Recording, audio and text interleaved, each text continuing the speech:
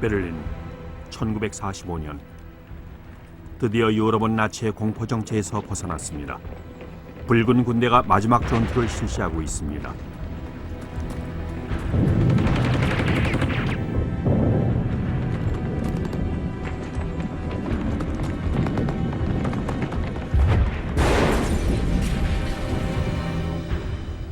러시아 군대위 요제프 프라우토프의 말입니다. 증오가 아주 깊어졌다. 전쟁을 끝내고 싶다. 우리를 죽이려 한 저들을 전멸시키자. 저들을 없애자. 한 명도 빠짐없이.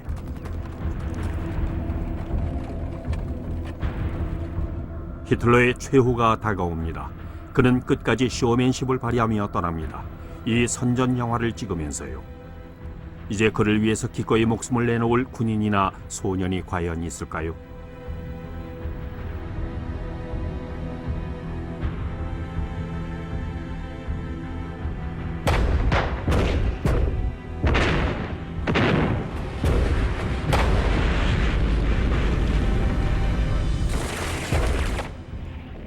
이 전쟁으로 5천만 명이 사망했습니다. 대부분은 무고한 시민들이었죠. 거기다 독일 여성들에겐 포성이 멈춘 후에도 호된 시련이 계속 이어졌습니다. 베를린의 한 여자라는 책은 1945년 독일 여성들에 대한 러시아군의 무자비한 성폭행을 다루고 있습니다.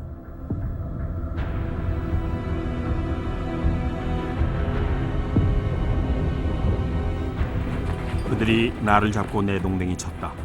나는 머리를 계단에 대고 누웠다. 군인들 중 하나는 계속 시계를 보았고 나머지 군인들은 내 속옷을 찢더니 그를 억지로 내 몸 위에 눕혔다.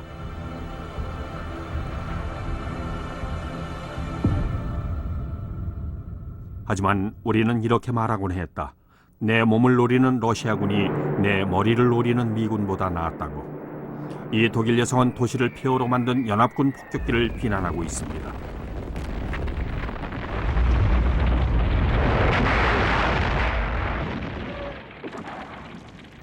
베를린 최고의 쇼핑가인 쿠어피르슈텐담 거리는 13년 전 큰 위기를 맞았던 독일의 모습을 그대로 보여준 대표적인 곳이었습니다. 수백만 명의 1차 대전 희생자들을 기리는 기념물도 있죠.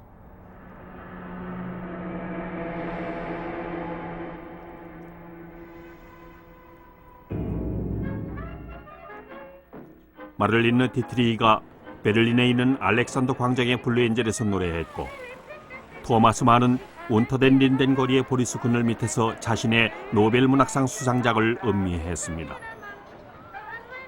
베를린은 유럽의 문화적 중심지였습니다. 전 세계에서 가장 개방적이고 대범한 도시였죠.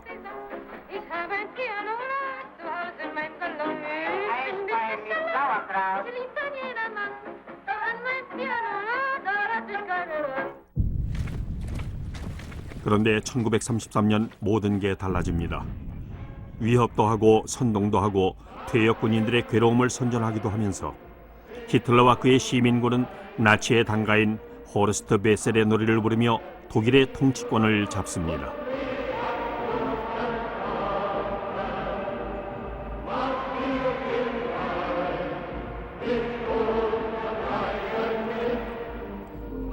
나치는 독일 좌파가 분열된다는 사실을 기회로 삼았습니다.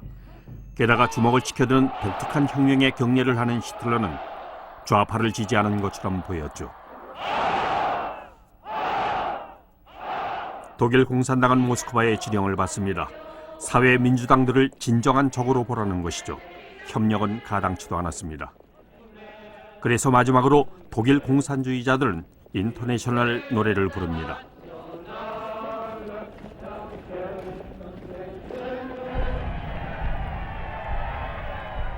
히틀러는 1933년 1월 30일 합법적으로 정권을 잡고 몇 달 안에 독재 정권을 확실하게 정착시킵니다. 이제 그는 퓨어러, 즉 지도자가 됩니다. 추종자들은 손을 들고 하일 히틀러를 외칩니다. 하지만 모든 독일인의 지지를 얻지 못하자 히틀러는 상징적인 민족 자결주의 슬로건을 끊임없이 국민들에게 주입합니다.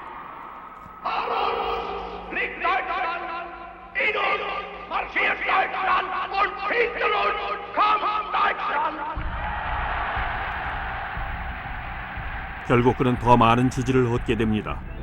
대중을 설득하는 능력이 아주 뛰어나기 때문입니다.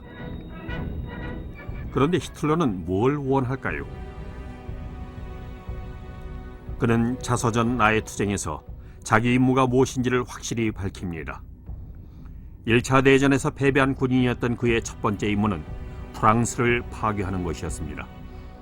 1919년 베르사유 조약을 체결하면서 독일의 군대와 영토 일부를 빼앗겼던 치욕을 갚기 위해서였습니다.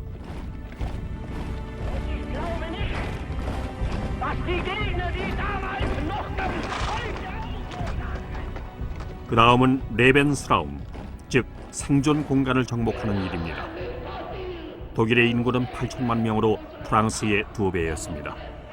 히틀러는 독일을 세계적인 초강대국으로 만들려 합니다.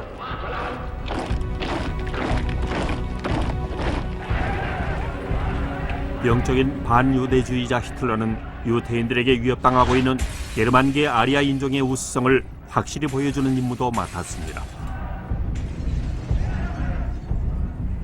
히틀러 생각엔 1차 대전과 독일의 패배, 인플레이션, 실업의 원인이 유태인이었으므로 다음 전쟁은 유태인에 대한 전쟁이어야 했습니다.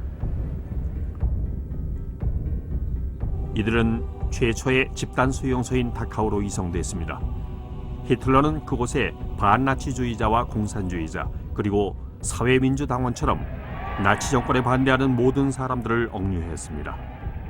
마침내 히틀러는 독일어를 쓰는 모든 사람들을 나치 독일로 편입시키기로 합니다. 먼저 자기 고향부터 시작했죠. 안슐루스, 즉 합병을 통해서 오스트리아는 즉시 독일과 똑같은 공포시대로 접어들게 되었습니다. 그리고 린츠 근교에 있는 마우트하우젠에 가장 악명 높은 강제 수용소를 지었습니다. 그 다음 희생국은 어디일까요? 인접한 체코슬로바키아? 수데텐 지역에 독일인들이 살고는 있지만 영국과 프랑스는 이 나라를 독립국가로 인정하고 있었습니다. 전쟁의 기운이 모입니다. 나치즘의 중심지인 뮌헨에서 11시간째 평화회의가 진행 중입니다. 한쪽엔 점점 악독해지고 있는 아돌프 히틀러와 그의 동맹국인 이탈리아의 독재자 베니토 무솔리니가 있습니다. 무솔리니는 파시즘의 창시자로 전국에 파시즘을 주입했습니다. 어린아이들부터요.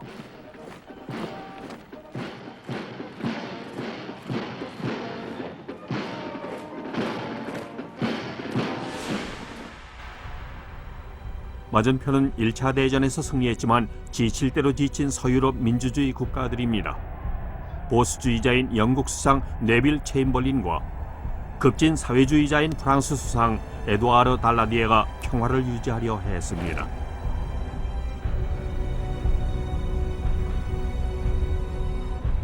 이들은 결국 힘든 사안을 승인합니다. 체코슬로바키아의 수데텐 지방을 히틀러에게 넘기고 그 대가로 다른 유럽 국가의 영역을 침범하지 않는다는 약속을 받아낸 것이죠.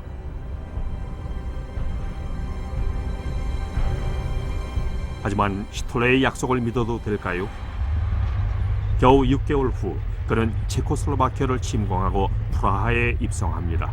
총사령관 헤르만 괴링을 앞세우고 괴링은 1차 대전 때 전투기 조종사였고 나치당 창립 멤버이며 이젠 공군 지휘관이죠. 그리고 체코 어린이들의 점수를 따르는 괴물입니다. 이제 히틀러에겐 독일어권의 재결합이라는 명분이 필요 없습니다. 체코의 막강한 산업이 그를 뒷받침할 테니까요. 그가 어떻게 이럴 수 있었을까요? 연합국이 이를 허락해 주었기 때문입니다.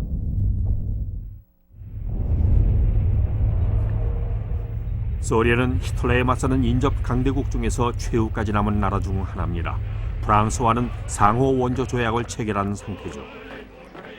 소비에트 사회주의 연방공화국은 공산주의 러시아와 그 위성 공화국들의 공식적인 이름입니다. 붉은 광장에서 대중을 다루는 걸 보면 스탈린 독재 정권의 잔인성은 보이지 않습니다. 스탈린은 수백만 명의 가난한 사람들을 강제노동 수용소인 굴락으로 보내기도 했습니다.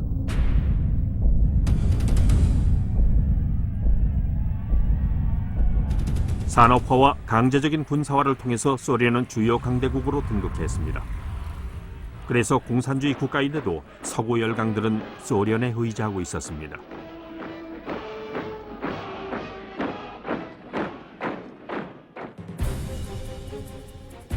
히틀러는 이들을 제압하기로 합니다.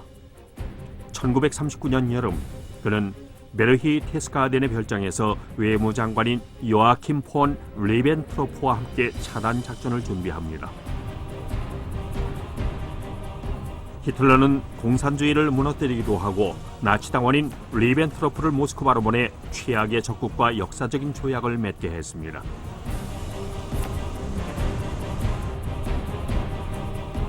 스탈린 정권의 외무장관인 몰로토프가 독소 조약을 체결하자 공산당은 크게 당황했습니다. 프랑스 공산당도 마찬가지였죠. 때는 1939년 8월 프랑스 사람들은 최초의 유급 휴가를 즐겼습니다. 이건 사회주의 인민전선의 업적 중 하나였죠. 이 불가침 조약이 체결된 이유는 무엇일까요? 소련은 스탈린이 시간을 끄는 사이 히틀러와 서구 열강들이 서로를 잡아먹게 만들려는 속셈이었습니다. 발트의 11국가들과 폴란드의 일부를 장악하려는 스탈린은 히틀러와 둘이서 유럽을 영원히 나눠 가질 수 있다는 환상을 갖고 있었을 겁니다. 1936년 미국 국회는 또다시 유럽 전쟁에 끌려 들어가지 않기 위해서 중립법을 통과시킵니다. 이렇게 해서 미국이나 소련에 대한 두려움이 없어진 히틀러는 이 기회에 베르사유 조약으로 겪어야 했던 최악의 굴욕을 설욕하기로 합니다. 바로 단치히 자유시위죠. 1919년 독일 영토는 둘로 나뉘었습니다. 바다를 통해 폴란드로 들어가기 위해서죠. 히틀러는 폴란드 침공과 단치히 수복을 결정했습니다. 때는 1939년 9월 1일 오전 5시 35분입니다.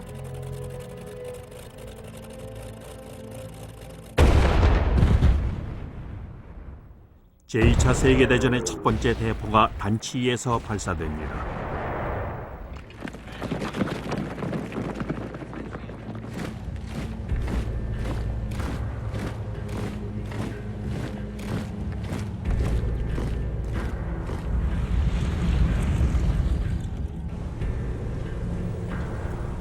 히틀러는 프랑스와 영국이 대응하지 않을 거라고 확신했지만 양국 정부는 즉시 만나서 폴란드에 대한 군사적 행위를 중지하라는 최후 통첩을 독일에 보냅니다.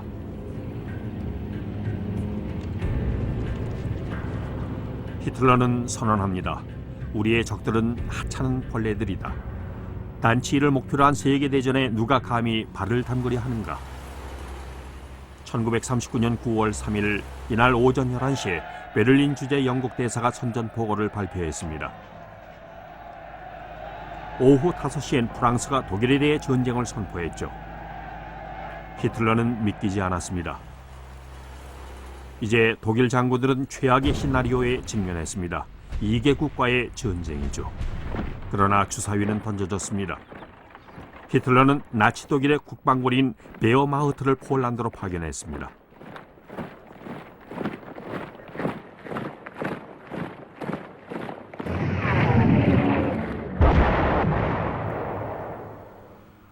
마치 먼 옛날의 전쟁처럼 폴란드는 기마다가 독일 탱크 부대를 맞이했고 결국 전멸합니다.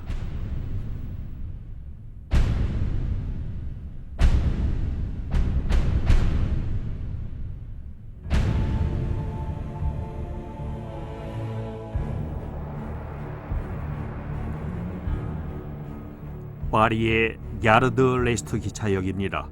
이 중 많은 이들은 25년 전에도 이 플랫폼에서 기차를 탔습니다. 그때는 전혀 다른 분위기였죠. 1914년 8월 사람들은 씩씩하게 전쟁터로 떠났습니다. 총에 꽃을 달고서요. 하지만 이번엔 꽃 같은 건 없고 총도 없었습니다.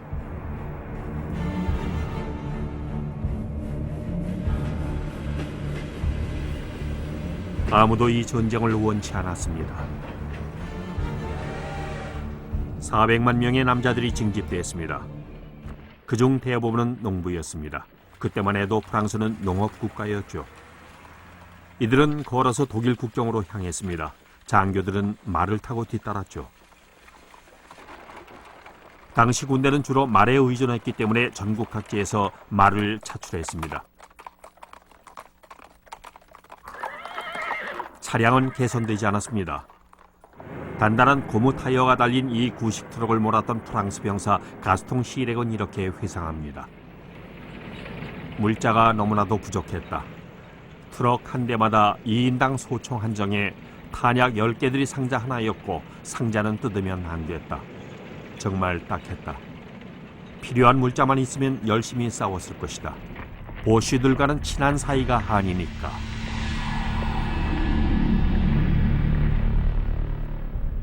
보쉬는 1차 대전 때 독일군을 낮춰 불렀던 경멸적인 호칭입니다. 또 메르드 그리라고도 불렀죠. 프랑스어로 회색 들판이란 뜻인데 독일군 군복 색깔이 회색이라 눈에 잘 띄지 않았기 때문입니다. 그럼 독일군들은 어떨까요? 한 어린 독일 병사를 예로 들면 그는 이렇게 노래하면서 행진했습니다. 우리 깃발이 우리 앞에서 흔들리네. 우리 깃발은 새로운 시대라네. 우리 깃발은 죽음보다 강하다네.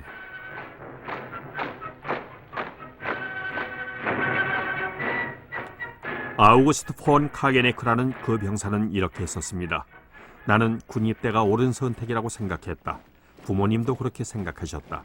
아버지께서 말씀하셨다. 적어도 군대에선 입을 열고 하고 싶은 말을 할 수 있고 나치식 격려를 안 해도 된다. 1939년 9월 아우구스트 폰 카게네크는 탱크 사령관이 되려고 훈련 중이었습니다. 그의 편지입니다. 장군이었던 아버지가 말씀하셨다. 프랑스군은 국경에 40개 사단이 있고 우리는 15개 사단이 있다. 나머지는 폴란드에 있다. 이건 50만 명 대 20만 명의 대결이다. 수적으로 그들이 우리보다 2배나 유리하다.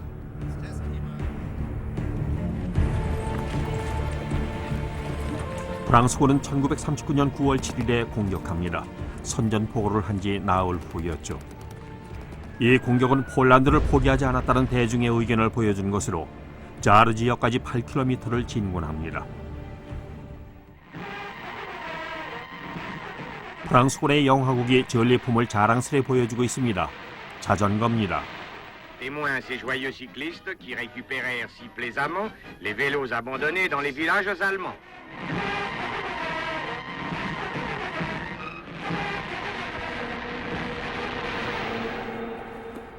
자르 공격은 거기서 멈췄고 최정예 게릴라들이 이어가는 일련의 전초전으로 변질됐습니다.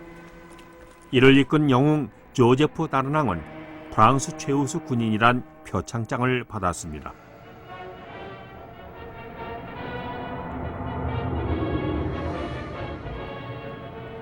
나중에 그는 독일군에 가장 열렬히 협조하는 프랑스 군인이 되고 결국 전쟁이 끝난 후 처형됩니다. 프랑스 군대는 전쟁 영웅도 많고 수적으로도 우세했지만 더 이상 움직이지 않았습니다. 67세의 모리스 가물랭 장군은 영국 프랑스 연합군의 합참 의장이 되었습니다. 프랑스군의 수가 영국군보다 많기 때문에 그는 이 전쟁을 심각하게 여기지 않았고 금방 해결될 거라고 생각했죠.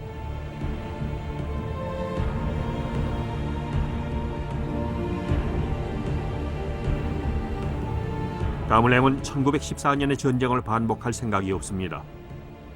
어떻게 해서든 이 끔찍한 학살극을 피하고 싶었습니다. 그래서 마지노선 뒤에서 2년 동안 안전하게 버티면서 군대를 재무장하려고 했습니다. 마지노선은 전직 국방성 장관인 앙드레 마지노의 작품입니다. 이 복합적인 방어 요새는 독일군을 영원히 막기 위해서 지어졌습니다. 건축에만 거의 10년 가까이 걸렸고 무려 150만 세제곱미터의 콘크리트와 15만 톤의 강철이 사용되었습니다.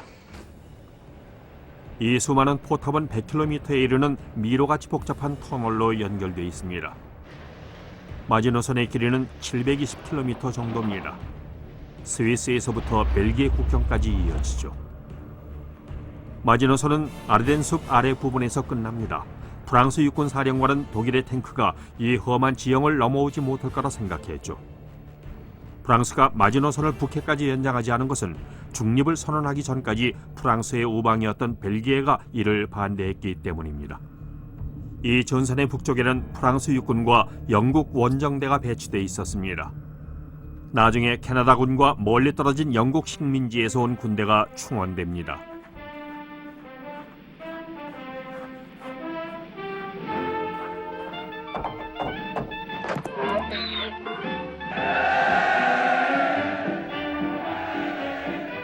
당시 영국에서 유행했던 노래는 지그프리트 선 위의 발레입니다. We're gonna hang out the washing on the Siegfried Line. Have you any dirty washing, mother dear? We're gonna hang out the washing on the Siegfried Line. 'Cause the washing day is here. Whether the weather may be wet or 지그프리트 선은 마지노 선에 맞서기 위해 히틀러가 세운 긴 방어선입니다. we're gonna hang out the washing. 독일군은 공격하지 않고 계속 두 번째 전선을 피하려고 했습니다. 그런데도 프랑스군은 예방책을 강구합니다. 그들은 알사스와 로렌 지방 주민들을 동남부에 있는 페리고르와 샤랑트 지방으로 피신시킵니다. 스트라스부르는 유령 도시가 되죠. 주민들이 모두 떠난 이곳은 생명의 기운이 없습니다. 특히 유대교 회당은 더했죠.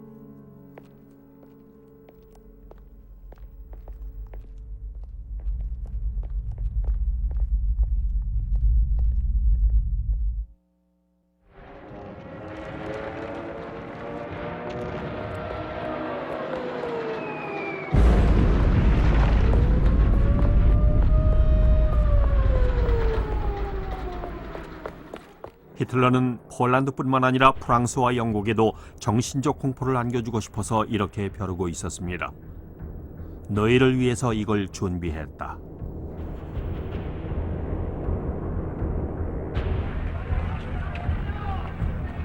세계는 공포에 휩싸입니다. 바르샤바 공습 뉴스는 뉴욕 타임스퀘어의 전광판에도 나왔고 모든 신문의 일면을 장식했습니다. 미합중국의 대통령인 프랭클린 루즈벨트는 대국민 연설을 합니다. This nation will remain a neutral nation, but I cannot ask that every American remain neutral in thought as well. Even a neutral has a right to take account of facts. Even a neutral cannot be asked to close his mind or to close his conscience. 바르샤바 침공으로 대도시들의 취약성이 드러났습니다. 파리는 기념물을 보호하고 박물관의 유명한 작품들을 다른 지역으로 옮기기 시작했습니다. 에펠탑 밑에 있는 샹드 마르스 공원엔 방대한 방공호가 생겼고 공습 훈련이 자주 실시됐습니다.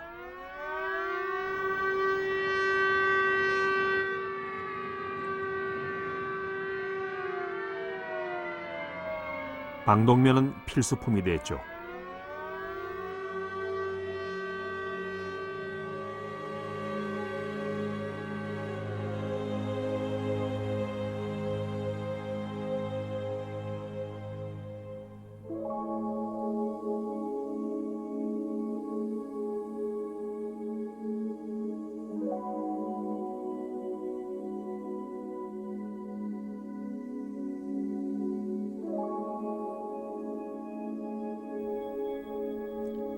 유독가스는 1차 대전 때 처음 사용됐고 이젠 모두가 이를 두려워합니다.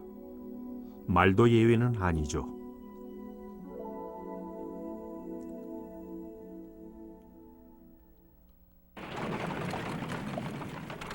한편 폴란드는 무자비하게 당하고 있었습니다.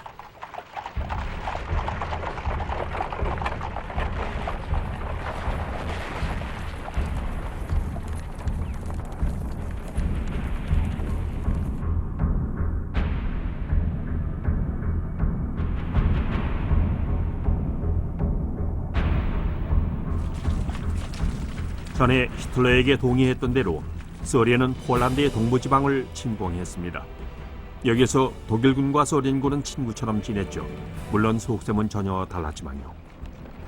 나치는 이런 전단을 뿌렸습니다. 독일군은 노동자와 농민으로 구성된 붉은 군대를 환영하고 언제나 최고의 경의를 표해왔다. 폴란드군은 독일군에게 항복했습니다. 동쪽에선 소련군에 항복했고요. 그러자 스탈린은 폴란드 포로 2만 명을 처형하라고 명령했습니다.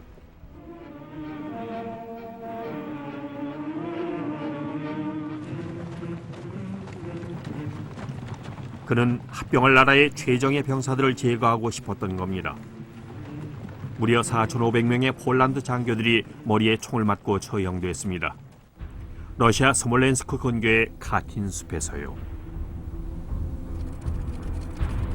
그로부터 2년 후 크렘린에서 스탈린은 폴란드 망명정부군의 수장인 시코르스키 장군을 만납니다. 그는 실종된 폴란드 장교 명단을 가져왔죠. 소련은 모든 행위를 부인했습니다.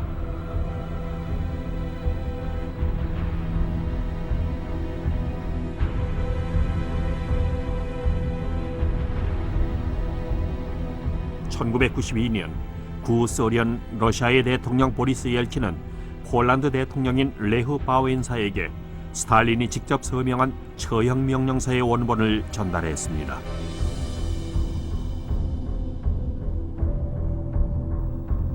스탈린은 폴란드의 절반을 차지했지만 실은 히틀러의 계략에 빠졌던 겁니다. 히틀러는 소련과 공동 국경을 만들어서 러시아 침공 작전을 쉽게 풀어갈 생각이었죠.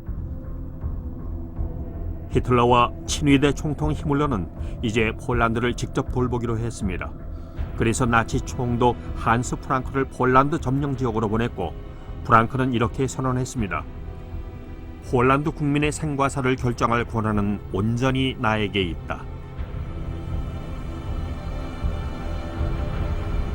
전쟁이 끝난 후 그는 뉘른베르크에 있으려 했고 비인도적 범죄 혐의로 교수형에 처해집니다.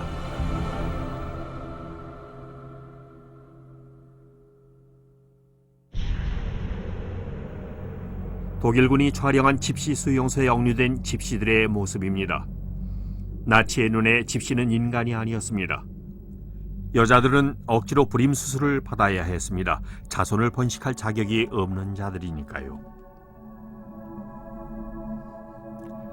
나치는 집시에 대한 사냥을 선언했습니다. 그 후 수천만 명이 집단 수용소에 갇히게 됐죠.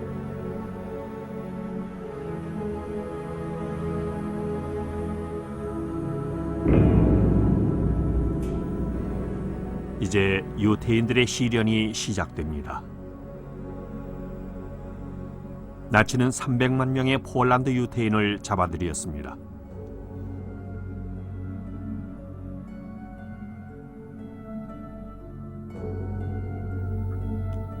히틀러는 이들을 어떻게 처리할지 아직 정하지 못했습니다. 전쟁이 유리하게 진행된다면 그는 이들을 동유럽으로 추방하거나 아예 마다가스카르로 보낼 생각이었습니다. 전쟁의 결과가 확실하지 않을 때에만 히틀러와 그 추종자들은 광란의 집단 학살을 펼칠 예정이었습니다. 최종적 해결이죠.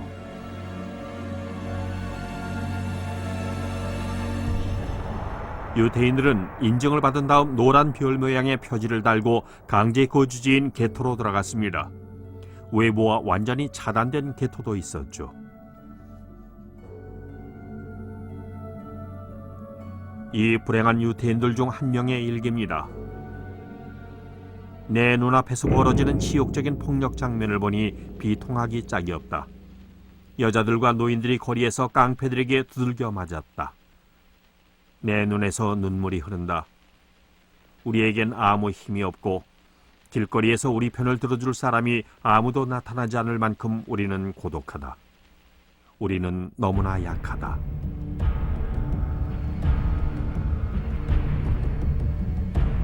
폴란드의 모든 주요 도시엔 게토 겸 감옥이 들어서서 독일계, 오스트리아계, 체코계 유태인들을 수감할 예정입니다. 유태인들은 언젠간 집으로 돌아갈 수 있으리라는 확신을 버리지 않고 있었습니다. 극심한 추위와 굶주림에 지쳐 죽을 줄은 전혀 몰랐습니다. 대학살이 시작되리라는 건 꿈에도 몰랐죠.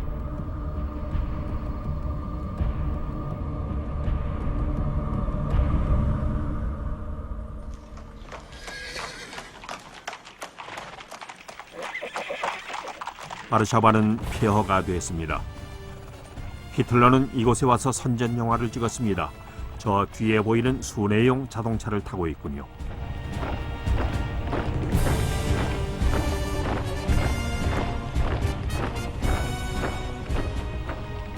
승리한 독일 군인들은 척탄병 행진곡 소리에 맞춰 힘차게 행진하고 있었지만 폴란드 출정 땐 별로 유능하지 못했습니다. 준비는 허술했고 투혼도 부족했으며 조율까지 엉망이었죠. 이런 문제점을 폰 브라우히치 총사령관은 용감하게 총통에게 보고했습니다.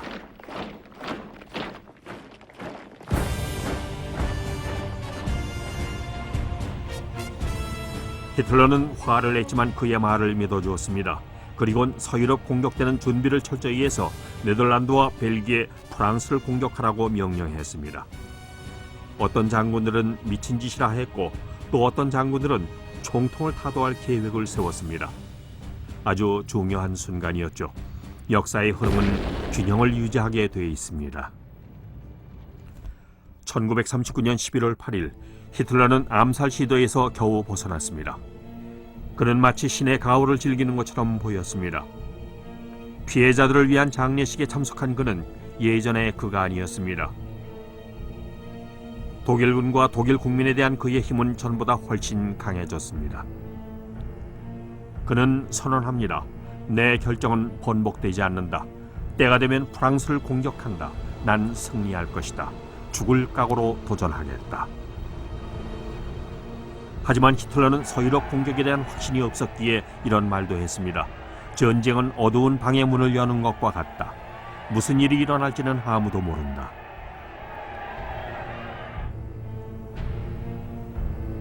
결국 그는 공격 명령을 연기하고 알프스 산맥에 있는 별장으로 돌아가서 정부 에바 브라운과 시간을 보냅니다.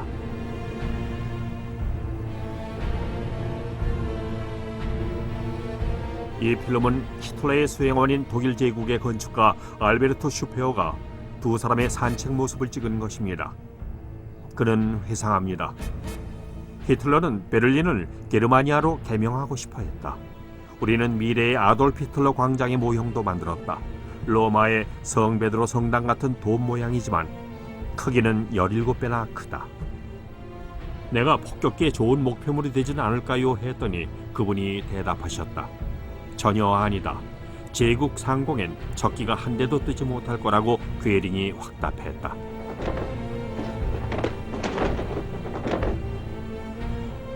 미래의 독일 장교인 아우구스트 폰 카게네크가 어머니에게 쓴 편지입니다. 우리는 싸우고 싶습니다. 싸울 준비가 됐습니다. 어머니가 답장했습니다. 이 전쟁은 범죄이고 우리는 그 대가를 치르게 될 것이다.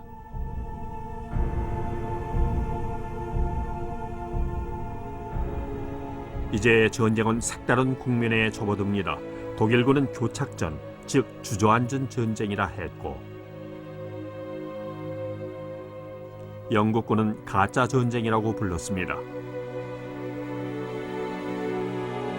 프랑스군은 드롤 드 구에르, 즉 웃기는 전쟁이라고 했죠. 길고 이상한 기다림은 특히 여성들에게 가혹한 것이었습니다. 여성들은 전쟁의 괴로움뿐만 아니라 가족 부양의 걱정도 떠안고 있었습니다.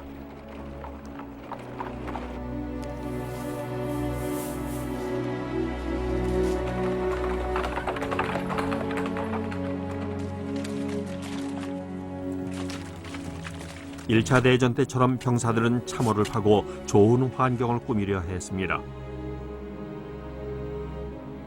프랑스 병사 가스통 시렉이 아내에게 보낸 편지입니다. 기온은 영하 30도이고 빵은 꽁꽁 얼어붙었소. 그래도 난 운이 좋소. 밀집이 있어서 그 위에서 좀 편히 잘 수 있으니.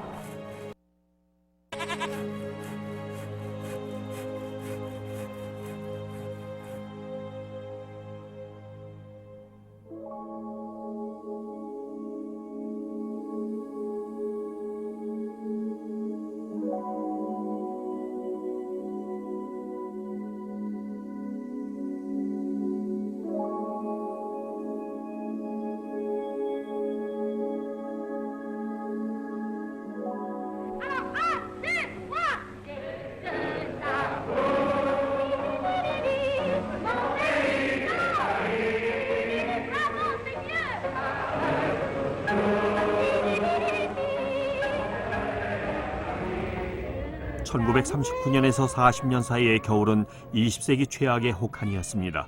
이때뿐만 아니라 2차 대전 동안의 겨울은 모두 지독하게 추웠습니다.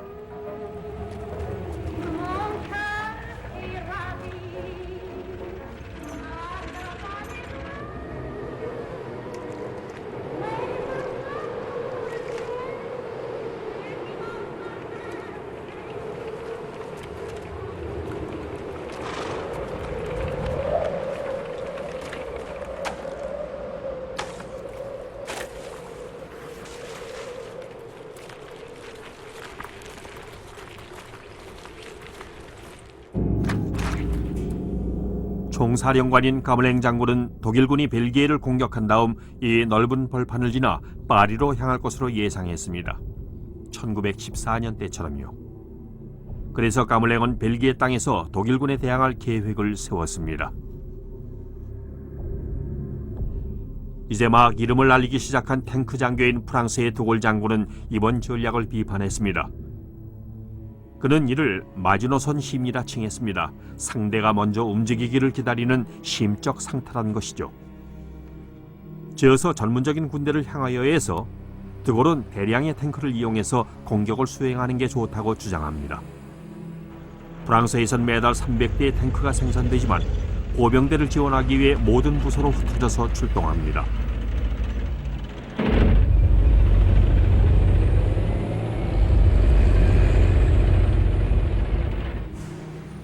프랑스 항공기도 생산이 늦었습니다. 프랑스는 4,000대의 항공기를 미국에 주문했습니다. 미국은 고립주의 성향이 점차 커지고 있었고 세계 최초로 대서양 단독 횡단에 성공한 영웅 찰스 린드버그는 이제 소위 미국 제1운동의 옹호가로 활동하고 있었습니다.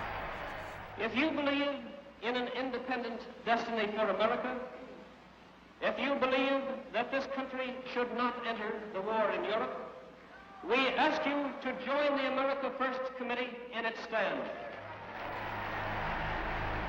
이것은 미국 고립주의의 목소리였고 반유대주의 자동차 생산자 헨리 포드 같은 대중적 인물의 목소리였습니다. 또 반전주의자인 런던 주재 미국 대사 조셉 케네디의 목소리이기도 했습니다. 하지만 그의 아들이자 훗날 미국 대통령인 존 F 케네디는 유럽 민주주의를 지지했죠. 미국의 나치 추종자들도 1940년대 초반을 지배하는 열렬한 분위기를 내는 데 일조합니다. 유럽에선 영국 파시스트 연합이 활동이 금지될 때까지 적극적으로 움직였죠. 이 연합의 리더인 오스왈드 모슬리는 런던 한복판에서 정부에 저항했습니다. 그리고 그 후 7년 동안 수감됐죠.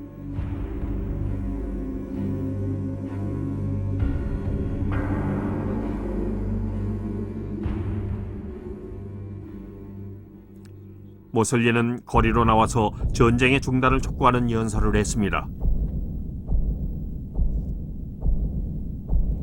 하지만 영국 정부의 수장 자리에 오른 것은 윈스턴 처칠이었습니다. 이건 런던을 공식 방문한 프랑스의 가물랭 장군 다를랑 제독과 함께 찍은 모습입니다. 소련의 침략을 당한 핀란드를 돕기 위해서 영국 프랑스 원정대가 소집되었습니다.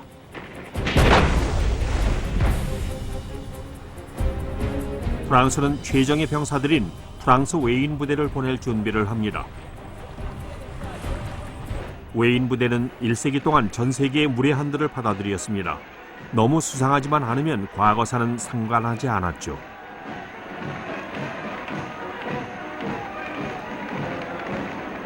이곳 알제리 시디벨 아베스에 있는 웨인 부대 본부엔 프랑코의 파시스트 당이 승리한 후 이리로 날아온 스페인 공화주의자들이 다수 입대해 있었습니다.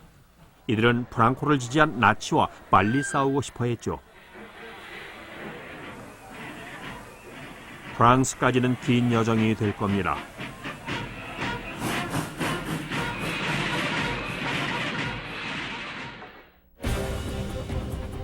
제양 군인들은 완전 무장한 샤세로 알펜과 함께 브레스트에서 출발했습니다. 이들은 눈 속에서 움직이도록 훈련된 산악부대죠. 하지만 핀란드와 소련은 평화조약에 서명했습니다. 며칠 후 히틀러는 덴마크와 노르웨이에 대한 공격을 시작했습니다. 블리츠크리그, 즉 전격전입니다. 베어마우트는 이틀 후 오슬로를 점령합니다. 히틀러는 철의 노선을 지키려고 노력했습니다. 철은 독일군에게 없어서는 안 되는 것이고 사용량의 절반에 이르는 스웨덴의 철광석은 노르웨이의 나르비크항에서 선적되었습니다.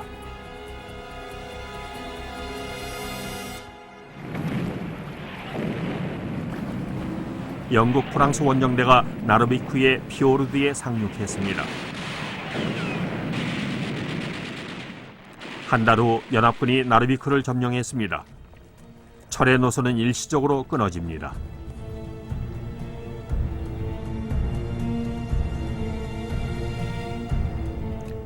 이 승리로 프랑스군은 사기가 올랐고 그들의 모토에 신임이 더해졌습니다. 우리는 가장 강함으로 당연히 승리한다. 하지만 원정대는 훗날 나르비크를 버립니다. 그리고 전쟁 내내 스웨덴의 철광석은 계속 철도를 따라 운반돼서 독일의 전쟁 장비를 만드는 데 쓰입니다. 프랑스군은 고향으로 돌아옵니다. 독일군이 서유럽에 대해 공격을 개시했기 때문입니다. 1940년 5월 9일 히틀러는 암호명 아메리카인 개인 열차를 타고 베를린을 떠나서 프랑스 국경 근처에 있는 새 본부를 향해 서쪽으로 갑니다. 히틀러는 발표합니다. 제군들 이제 공격이 시작됐다.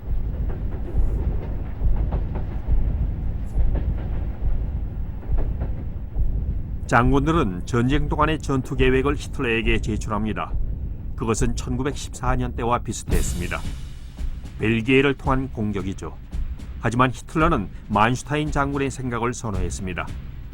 아르덴 숲을 곧장 관통한 다음 북해 쪽으로 치고 올라가자는 거였죠. 하지만 이 초승달 진격작전은 사실 아주 허술합니다. 연합군이 뒤로 돌아와서 반격할 수 있었으니까요. 하지만 히틀러는 자신만만했습니다. 그는 좋은 기후를 만나는 게 중요하다고 말했죠.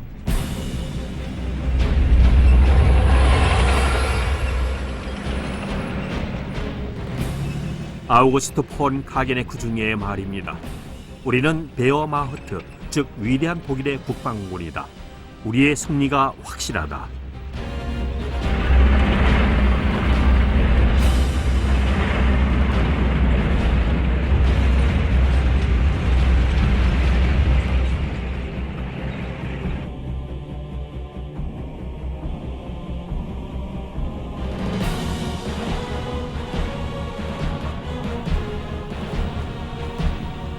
독일 병사들은 조국이 위험에 처했다고 생각했습니다.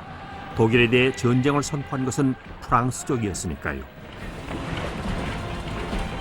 1940년 5월 10일 새벽녘 독일의 낙하산 부대가 네덜란드에 뛰어내립니다. 이들의 임무는 로테르담 근교의 비행장과 다리를 장악하는 겁니다. 그와 동시에 히틀러는 자신의 전쟁 기계를 벨기에로 보냈습니다.